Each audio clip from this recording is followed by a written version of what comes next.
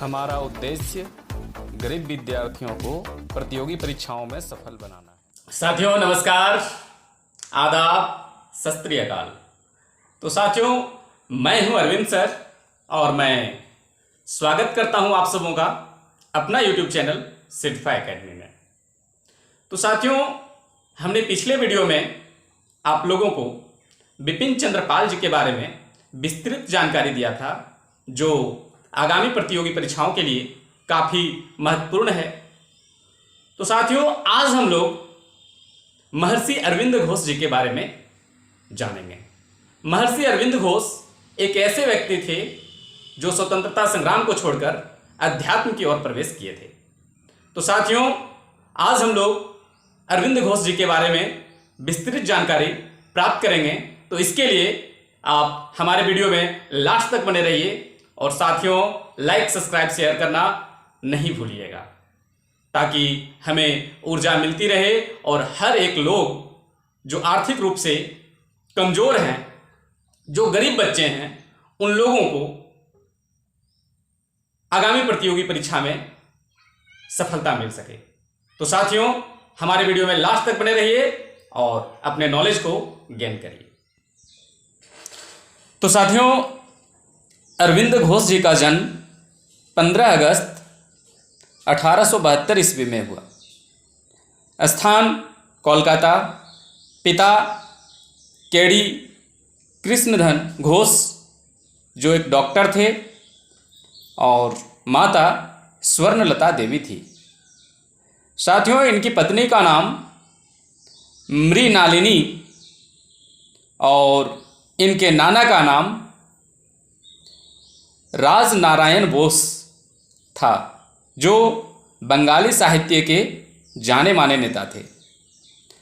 साथियों, इनका निधन 5 दिसंबर 1950 ईस्वी में पांडुचेरी में हुआ। साथियों, जब अरविंद घोष जी 5 वर्ष के थे, तब उन्हें दार्जिलिंग के लेरेटो कॉन्वेंट स्कूल में भेज दिया गया और 2 साल बाद अर्थात 1879 ईस्वी में उन्हें उनके भाई के साथ आगे की पढ़ाई के लिए इंग्लैंड भेज दिया गया। साथियों, अरविंद घोष जी ने अपनी पढ़ाई लंदन के सेंट पॉल से पूरी की और वर्ष 1890 में जब वे 18 वर्ष के थे, तब उनको कैम्ब्रिज में प्रवेश मिल गया। साथियों, उन्होंने 1890 ईस्वी में IAS की परीक्षा उत्तीर्ण की। हालांकि वह घुड़सवार की एक आवश्यक इम्तिहान में विफल हो गए और भरपूर कोशिश करने पर भी वे अनुत्तीर्ण हो गए। साथियों, जब वे IAS के इम्तिहान में अनुत्तीर्ण हो गए, तब वह अपना स्वदेश अर्थात भारत लौटे। भारत लौटने के बाद उनके ज्ञान तथा विचारों से प्रभावित होकर गायकवाड़ नरेश ने उन्हें बड़ौदा में निजी सचिव पद पर नियुक्त कर दिया। साथियों, वे निजी सचिव पद पर कार्यरत रहे और जब वे बड़ौदा से कोलकाता आए तो वे आज़ादी के आंदोलन में उतरे।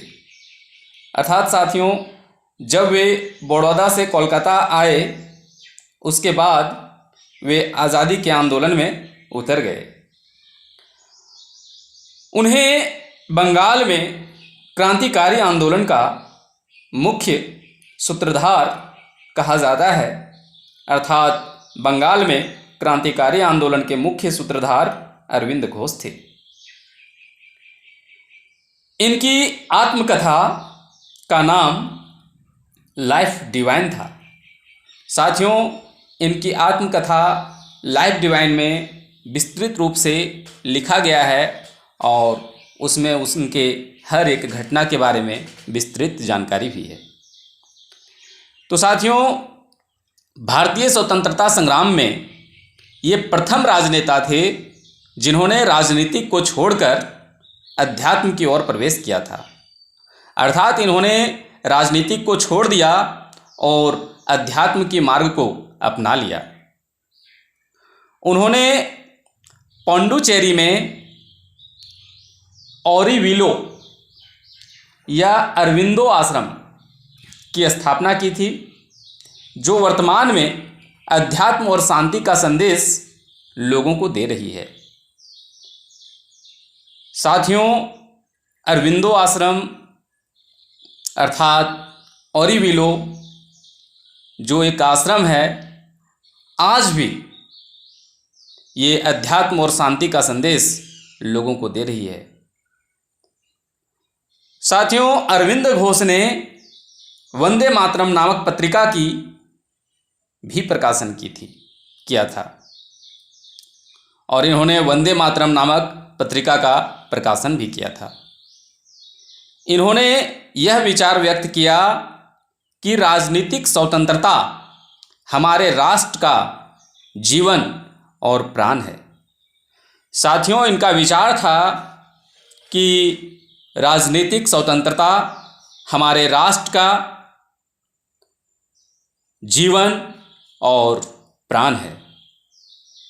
साथियों, इन्होंने औपनिवेशिक स्वशासन को राजनीतिक राक्षसपान की संज्ञा दी थी। तो साथियों, ये थी महर्षि अरविंद घोष जी के बारे में विस्तृत जानकारी, जो आगामी प्रतियोगी परीक्षाओं के लिए काफ़ी उपयुक्त है और उम्मीद करता हूँ कि आप सबों को अच्छी से समझ आई होगी।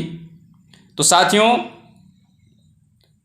हमारे मनोभाव को सक्रिय रखने के लिए हमारे इस YouTube चैनल को लाइक, सब्सक्राइब और शेयर करें, ताकि मुझे पता चले कि आप हमें कितना पसंद करते हैं। तो साथियों, आप लोगों के लाइक और कमेंट से हमें ऊर्जा मिलती है। तो इस तरह की जानकारी मैं आपको हर एक आने वाले वीडियो में देता रहूँगा। तो आने वाले वीडियो में मैं आपको कांग्रेस के प्रमुख नरमपंथी नेता गोपाल कृष्ण गोखले, सरोजनी नायडू, चित्तरंजन दास इत्यादि जितने भी महान विभूतियां हैं, उन लोगों के बारे में मैं विस्तृत जानकारी दूंगा। तो साथियों, बेल आइकन को दबाना नहीं भूलिएगा, ताकि आने वाली वीडियो का नोटिफिकेशन सबसे पहले आपको मिले। तो आज दीजिए इजाज़त। जय हिंद, जय भारत, जय झारखंड।